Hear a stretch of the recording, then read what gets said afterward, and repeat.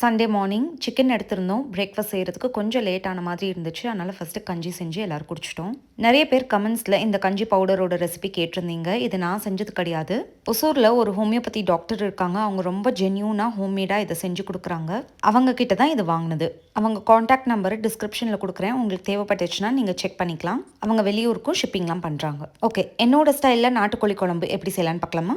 ஒரு பேனில் 3 பீஸ் பட்டை, 10 கிராம்பு, 3 ஸ்பூன் தனியா, 1 ஸ்பூன் சோம்பு, 1 ஸ்பூன் சீரகம், 1 ஸ்பூன் மிளகு, இது எல்லாத்தையும் ட்ரை ரோஸ்ட் பண்ணிக்கணும். இதுலேருந்து ஒரு நல்ல அரோமா வரும். அது வரைக்கும் நம்ம சிம்மில் வச்சு ட்ரை ரோஸ்ட் பண்ணிக்கணும். ரோஸ்ட் ஆனதுக்கப்புறம் ஒரு பிளேட்டுக்கு ட்ரான்ஸ்ஃபர் பண்ணிவிட்டு அதே பேனில் 5லேருந்து 6 காஞ்ச மிளகா, ஒரு கைப்பிடி கருவேப்பிலை, இதையும் ட்ரை ரோஸ்ட் பண்ணிவிட்டு அதே பிளேட்டில் ட்ரான்ஸ்ஃபர் பண்ணி வச்சிடணும். அதே பேனில் கொஞ்சமாக எண்ணெய் சேர்த்துட்டு 20 சின்ன வெங்காயம், ஒரு கைப்பிடி நிறைய பூண்டு, அதுக்கேற்ற மாதிரி இஞ்சி, இதெல்லாம் சேர்த்துட்டு நல்லா வணக்கிக்கணும். 2 மீடியம் சைஸ் தக்காளியை கட் பண்ணிவிட்டு இது கூடவே சேர்த்துக்கணும். தக்காளி நல்லா இந்த அளவுக்கு மஷி ஆகுற வரைக்கும் வணங்கணும். அதுக்கப்புறம் ஸ்டவ் ஆஃப் பண்ணிவிட்டு இது கொஞ்சம் ஆறுறதுக்கு விட்டுடலாம். மீன்வைல் இடியாப்பத்துக்கு மாவு பிணைஞ்சிட்டு நான் பிழிய ஆரம்பிச்சிட்டேன். சண்டே மார்னிங் பிரேக்ஃபாஸ்ட்னாலே இந்த மாதிரி நான்வெஜ் குழம்புக்கு ஃபர்ஸ்ட் ஆப்ஷன் இட்லி மாவு இல்லைன்னா இடியாப்பம்.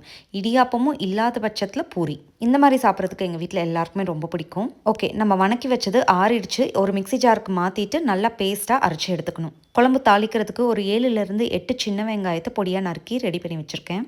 குக்கரில் கொஞ்சமாக எண்ணெய் சேர்த்துட்டு ஒரு 1/2 ஸ்பூன் அளவுக்கு சோம்பு நல்லா எண்ணெயில் பொரிஞ்சதுக்கப்புறம் நம்ம நறுக்கி வச்சுருக்க சின்ன வெங்காயம் கூட கொஞ்சம் கருவேப்பிலை சேர்த்து வணக்கிக்கணும். வெங்காயம் நல்லா வணங்கினதுக்கப்புறம் நான் வாஷ் பண்ணி வச்சுருக்க நாட்டுக்கோழியை சேர்த்துருக்கேன். இந்த குழம்புக்கு நான் ஒரு 1/2 கிலோ அளவுக்கு சிக்கன் சேர்த்துருக்கேன். இந்த சிக்கன் எண்ணெயிலேயே கொஞ்சம் நல்லா வணங்கணும். இந்த டைமில் இதுக்கு தேவையான அளவுக்கு உப்பு, ஒரு 1/4 ஸ்பூன் மஞ்சத்தூள் சேர்த்துக்கிறேன். சிக்கன் நல்லா எண்ணெயில் வணங்குறப்ப அதுவாக தண்ணி விடும். இந்த ஸ்டேஜில் நம்ம அரைச்சி வச்சுருக்க மசாலாவை சேர்த்துக்கலாம். மிக்சி ஜாரில் இருக்க மசாலாவை வேஸ்ட் பண்ணாமல் அதிலே கொஞ்சம் தண்ணி சேர்த்து அலசி குழம்புக்கு ஊற்றிக்கலாம். மசாலாவை நல்லா ஒரு வாட்டி கலந்து விட்டுட்டு ஒரு கொதி வர ஸ்டார்ட் ஆகிற டைமில் நம்ம குக்கர் மூடி விசில் வச்சிடலாம். நாட்டுக்கோழின்றதால நான் ஒரு 4 விசில் விடுவேன். சில பேருக்கு கொஞ்சம் ஹார்டாகவே சாப்பிட பிடிக்கும். அவங்க 2 விசில் விட்டால் போதும். பட் எங்களுக்கு நல்லா சாஃப்டாக சாப்பிட்றதுக்கு பிடிக்கும். அதனால் 4 விசில் விட்டுருவேன். விசில் அடங்கினதுக்கப்புறம் ஓப்பன் பண்ணி பார்த்தா சிக்கன் நல்லா வெந்திருக்கும். திரும்பவும் ஸ்டவ் பற்ற வச்சு சிம்மில் வச்சுட்டு ஒரு 1/2 மூடி தேங்காவை ஃப்ரெஷ்ஷாக பால் எடுத்துட்டு சேர்த்துக்கலாம். இந்த தேங்காய் பால் சேர்க்குறப்ப என்ன ஆகுனா அந்த குழம்புக்கே ஒரு ரிச்னஸ் கொடுக்கும். ஒரு 10 நிமிஷம் தேங்காய் பாலோட பச்சை வாசனை போகிற அளவுக்கு குழம்பு கொதிச்சா போதும். லாஸ்ட்ல ஒரு கை நிறைய கொத்தமல்லி சேர்த்துட்டு ஸ்டவ் ஆஃப் பண்ணிக்கோங்க.